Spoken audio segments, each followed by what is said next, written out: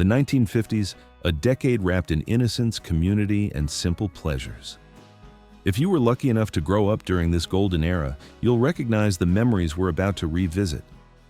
So settle in, because we're taking a trip back to a time when life moved a little slower and joy came from the simplest things. Do you remember waking up early on Saturday mornings? Not because you had to, but because you wanted to? You'd tiptoe downstairs in your pajamas, pour yourself a giant bowl of cereal, and plant yourself right in front of that console television. Saturday morning cartoons were sacred. Shows like Mighty Mouse, Felix the Cat, and Tom Terrific flickered across that small screen in glorious black and white. You'd adjust those rabbit ear antennas until the picture came in just right. And for a few precious hours, the outside world didn't exist. Your mom might call you for breakfast, but you were too mesmerized by the adventures unfolding before your eyes to even hear her. Speaking of mornings, do you remember the Fuller brush man making his rounds through your neighborhood? He'd arrive with his sample case packed full of brushes for every imaginable purpose. Floor brushes, dish brushes, hair brushes, you name it. Your mother would invite him in, and he'd demonstrate each product right there in your living room. He'd scrub at a difficult stain on the carpet, or show how his vegetable brush could clean potatoes in half the time. There was something trustworthy about a salesman who'd actually come to your door and prove his products worked. Your family probably had a Fuller brush tucked in nearly every corner of the house, each one serving its specific purpose, and they'd last for years. Do you remember when your local drugstore had a real soda fountain with swiveling chrome stools? You'd walk in after school and hop up onto one of those red vinyl seats, spinning yourself around while waiting for the soda jerk to take your order. He'd wear a crisp white uniform and a paper hat, and he could flip that metal mixing cup with one hand while pulling the Coca-Cola tap with the other. You'd watch in amazement as he'd make a chocolate phosphate or a egg cream, mixing syrups and carbonated water with practiced precision. The counter was always spotless, reflecting the overhead lights, and there was something magical about drinking a cherry Coke through a paper straw while sitting on that spinning stool. Sometimes you'd split a banana split with a friend, and the soda jerk would bring it out in that special long dish with 3 scoops of ice cream, chocolate syrup, whipped cream, and a cherry on top. 5 minutes in that drugstore could make any bad day better. Before we continue, let me know down below which of these things, or all of them, that you remember. I'd love to connect with you. Did you spend hours sitting cross-legged on your front porch playing jacks? This simple game required nothing more than a small rubber ball and a set of 6-pointed metal jacks. You'd scatter the jacks on the porch floor, bounce that ball, and in one swift motion, scoop up the jacks before catching the ball again. Onesies, twosies, threesies. You'd progress through each level, your hands becoming quicker and more coordinated with every game. The metallic clink of jacks hitting the wooden porch, the rhythmic bounce of the ball, and the competitive banter with your siblings or neighbors created the soundtrack of lazy summer afternoons. And if you were really skilled, you could get all the way through to tensies without missing once. Before every home had an electric refrigerator, many families still used an ice box. Do you remember the ice delivery man arriving with his truck full of massive ice blocks? He'd use giant metal tongs to grip a block of ice, sometimes 25 or 50 pounds, and carry it into your house on his leather-covered shoulder. Water would drip down his back as he walked, leaving a trail on the sidewalk. He'd hoist that heavy block into the top compartment of your ice box, and for a few days, your milk and butter would stay cold. On hot summer days, kids would follow the ice truck down the street, hoping to snatch up chips of ice that fell off the blocks.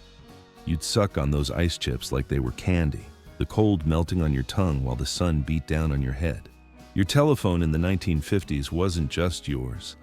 It might have been a party line shared with one or more neighbors. Do you remember picking up that heavy black receiver to make a call, only to hear Mrs. Henderson from down the street chatting with her sister? You'd have to politely hang up and wait your turn. Sometimes you'd pick up that phone 5 or 6 times before the line was finally free. And if there was an emergency, you'd have to interrupt and ask if you could please use the line. Privacy was a luxury. Everyone in the neighborhood knew everyone else's business because you couldn't help but overhear conversations.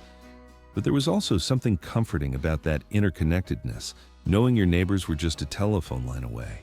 Saturday mornings meant lawn care. Do you remember watching your father push that manual reel mower across the grass?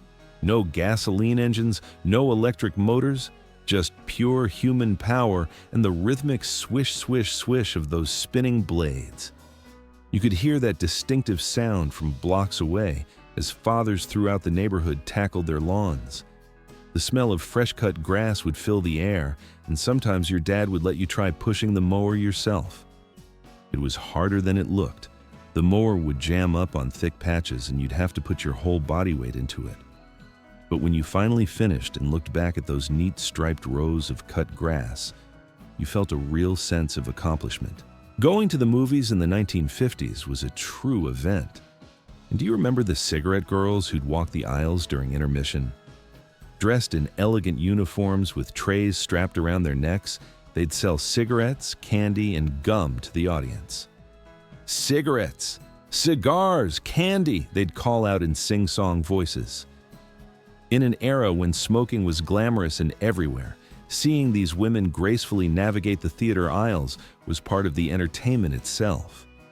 You might have convinced your parents to buy you a box of Milk Duds or some Raisinets from one of these vendors, feeling very grown up as you made your selection. Next, we're talking about pin curls.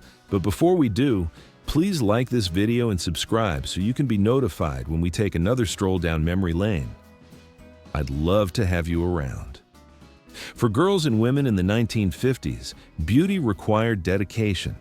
Do you remember your mother sitting you down with wet hair and methodically creating pin curls all over your head? She'd take small sections of damp hair, wrap them around her finger to form tight circles, then secure each curl flat against your scalp with crossed bobby pins. You'd sleep in these uncomfortable metal pins all night long, rolling carefully on your pillow to avoid jabbing yourself. But in the morning, when those pins came out and your mother brushed through the curls, you'd have bouncy, beautiful waves that made you feel like a movie star. It was painful. It was time-consuming. But the results were worth every uncomfortable moment. For those who lived in smaller towns or rural areas, do you remember the excitement when the Bookmobile came to visit? This was a library on wheels, a large bus or van filled floor to ceiling with books. It would park in your town square or at your school on designated days, and you'd climb those steps into a world of stories. The librarian inside knew every book by heart and could recommend the perfect adventure tale or mystery novel for you. You'd carefully select your books, have them stamped with that satisfying ka-chunk of the date stamp, and carry them home like precious treasures. For 2 weeks, those books were yours, and then the Bookmobile would return for the exchange. It brought the world to your doorstep. Bottlecaps weren't trash in the 1950s. They were currency for games and collectibles. Do you remember collecting different colored and branded caps from soda bottles? Coca-Cola, Knee-High, RC Cola. Each one had distinctive artwork on the inside of the cap. Kids would play games where you'd flip bottle caps against a wall, and whoever got closest would win all the caps. Or you'd line them up and flick them with your fingers in a makeshift shuffleboard game on the sidewalk. Some caps had pictures of baseball players or other prizes printed inside. You'd pry open that cork liner to reveal what you'd won, hoping for a rare find. Your pockets would jingle with bottle caps as you walked, and you knew the value of your collection by heart. Many homes in the 1950s were still heated by coal furnaces. Do you remember that metal chute on the outside of your house where the coal delivery man would pour in the coal? It would thunder down into your basement with a deafening rumble that shook the whole house. The basement would be covered in a fine layer of coal dust, and that distinctive smell, part metallic, part earthy, would permeate everything. Your father would have to go down into that furnace room multiple times a day to shovel coal into the furnace, keeping the fire burning so your family stayed warm. It was dirty, labor-intensive work, but it was how things were done. And on the coldest winter mornings, standing near the heat register, as warm air rushed up from below, was absolute heaven. Rainy days meant indoor activities. And do you remember when your mother would announce she was making fudge? Out would come the heavy saucepan, the sugar, the cocoa powder, the butter, and the milk. You'd watch as she stirred that mixture on the stovetop, testing it by dropping a bit into cold water to see if it had reached the softball stage. The kitchen would fill with the rich, sweet smell of chocolate. Once it was ready, she'd pour the hot fudge into a buttered pan, and the hardest part would begin, waiting for it to cool enough to cut.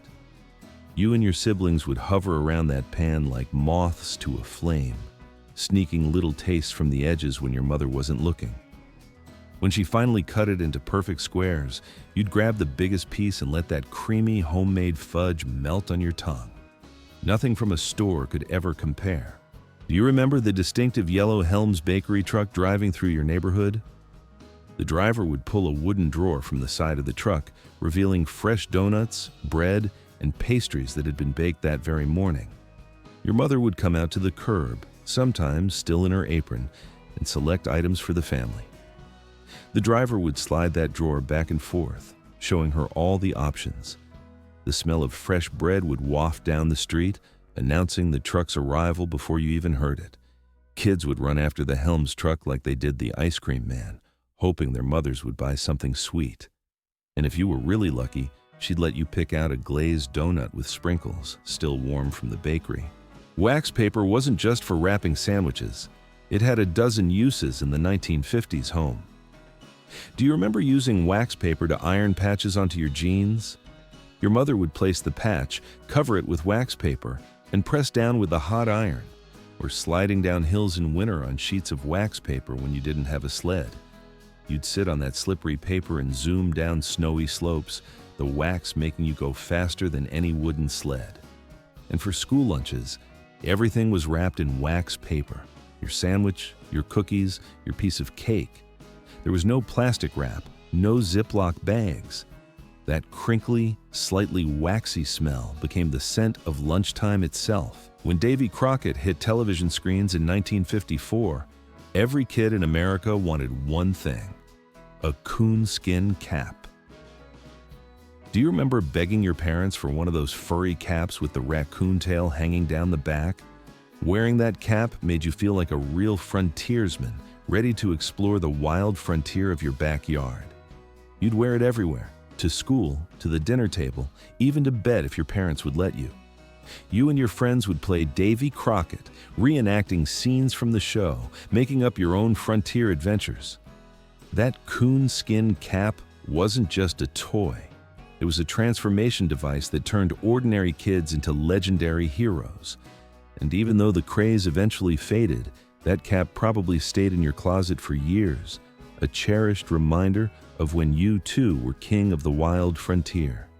These memories from the 1950s remind us of a simpler time, when entertainment came from imagination, when communities were tight-knit, and when happiness didn't require much more than good company and simple pleasures. If these memories resonated with you, you're part of a generation that experienced something truly special, a childhood filled with wonder, freedom, and innocence that shaped who you became. Which of these memories stands out most to you? The ones we carry with us are the ones that made us who we are today.